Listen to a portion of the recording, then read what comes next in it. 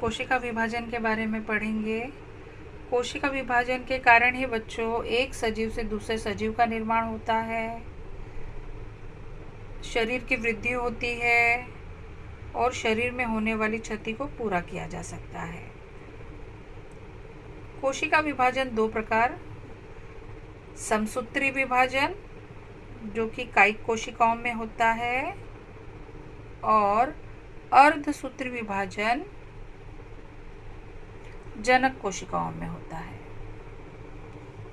तो सब पहले हम समसूत्री विभाजन के बारे में पढ़ेंगे। समसूत्री विभाजन, समसूत्री विभाजन दो सोपान, पहला केंद्रक का विभाजन होता है, अर्थात एक केंद्रक से दो केंद्रक बनेंगे और बाद में जीव द्रव्य का विभाजन होता है। तो केंद्रक विभाजन और बाद में जीव द्रव्य विभाजन। अब बच्चों, केंद्रक विभाजन 4 चरणों में पूर्ण होता है। पहला है पूर्वावस्था। पूर्वावस्था, पूर्वावस्था प्रोफेज। तो बच्चों, पूर्वावस्था में क्या होता है कि जो गुणसूत्र हैं, केंद्रक के अंदर गुणसूत्र होते हैं, वो धागे के रूप में दिखाई देता है। ये सब रिक्त स्थान और जो मल्टीपल चॉइस क्वेश्चन रहते हैं ना, पर्यायी प्रश्न, बहुपर्यायी, उस सब के लिए बहुत इम्पोर्टेंट कि पूर्वावस्था में गुणसूत्र धागे की समान। जो मैंने हाईलाइट किया है वो ध्यान देना, हाईलाइट कर लेना। पूर्वावस्था में गुणसूत्र धागे की समान और केंद्रक आवरण और केंद्रिका लुप्त होने लगते हैं। आकृति में देखो, ये है हमारी कोशिका, इसका विभाजन हम पढ़ रहे हैं, समसूत्री कोशिका विभाजन पढ़ रहे हैं। तो सबसे पहली फेज हम पढ़ रहे हैं पूर्वावस्था। पूर्वावस्था में फर्स्ट पॉइंट गुणसूत्र धागे के रूप में दिखाई देता है और ये जो केंद्रिका आवरण है ये लुप्त होना स्टार्ट होता है। दो चीजें याद रखनी है, धागे की तरह है गुणसूत्र, धागे की तरह, और ये जो केंद्रक आवरण है ये लुप्त होना स्टार्ट होता है।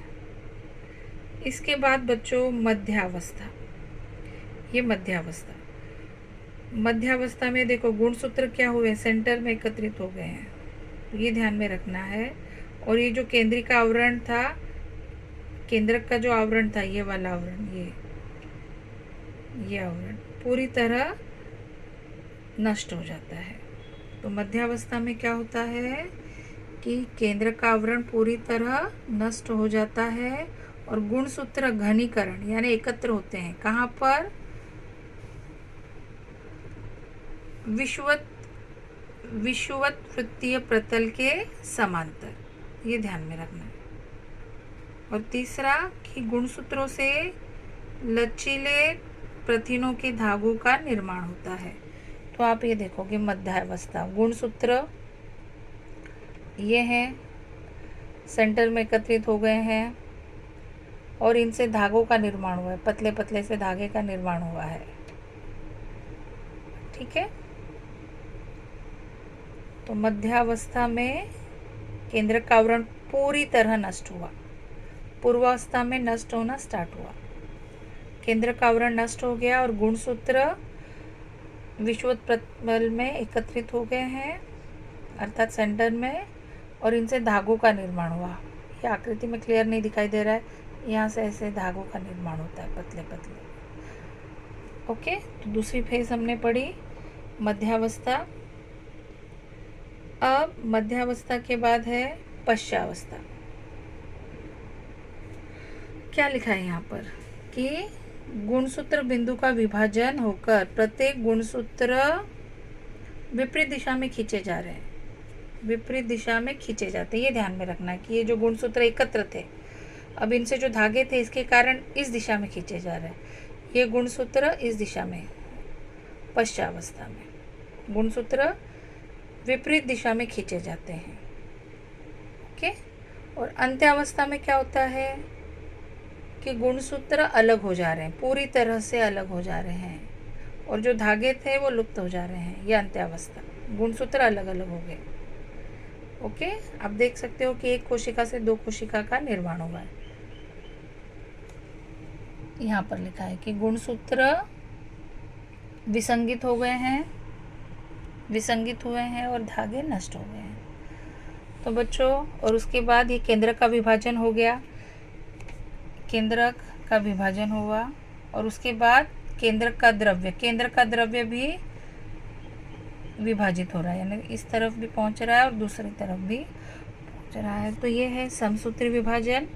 समसूत्री विभाजन क्या होता है कि शरीर की वृद्धि के लिए आवश्यक है, शरीर के जख्मों को भरने के लिए आवश्यक है। समसूत्री विभाजन में मेनली क्या होता है बच्चों कि गुणसूत्र की संख्या सेम रहती है।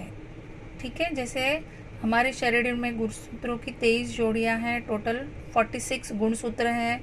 तो जब समसूत्री यानी सेम रहेंगे गुणसूत्र, समसूत्र यानी समान गुणसूत्र रहेंगे, तो जो इसमें जितने गुणसूत्र थे एक कोशिका में अगर 46 गुणसूत्र हैं, तो जो दो कोशिकाएं निर्मित हुई उसमें भी 46 उतने ही गुणसूत्र रहेंगे। ओके, तो ये है समसूत्री विभाजन, गुणसूत्रों की संख्या समान होती है। अब अर्धसूत्री विभाजन यानी गुणसूत्रों की संख्या आधी हो जाती है। बच्चों, ये जनक कोशिकाओं में होता है। ठीक है, यहाँ पर दो जनक कोशिकाएं इन्वॉल्व होती हैं। जैसे दो कलर के गुणसूत्र आप देख सकते हो, एक नीला रंग और एक रेड। तो एक पेरेंट से मिला गुणसूत्र, एक दूसरे पेरेंट से। तो यहाँ पर क्या होता है, जनुकीय संयोग होता है। ठीक है, यानी दो गुणसूत्र आपस में मिलते हैं। यहाँ पर देखना है, एक बाद में एक नीला गुणसूत्र और एक रेड गुणसूत्र। फर्क बस इतना ही है कि यहाँ पर दो जनक कोशिकाएं इन्वॉल्व होती है और अर्धसूत्री विभाजन है, यानी गुणसूत्रों की संख्या आधी हो जाती है। बाकी सेम वही प्रोसेस।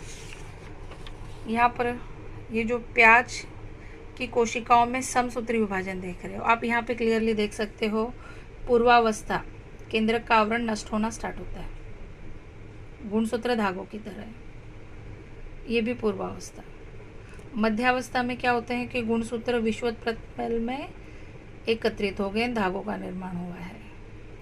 ठीक है, उसकी बाद की पश्चावस्था में क्या होता है कि गुणसूत्र विपरीत दिशाओं में खींचे चले जा रहे हैं, और बाद में क्या हो रहा है कि गुणसूत्र अलग होकर दो कोशिकाओं का निर्माण। तो ये हमने पढ़ा कोशिका विभाजन। All the best.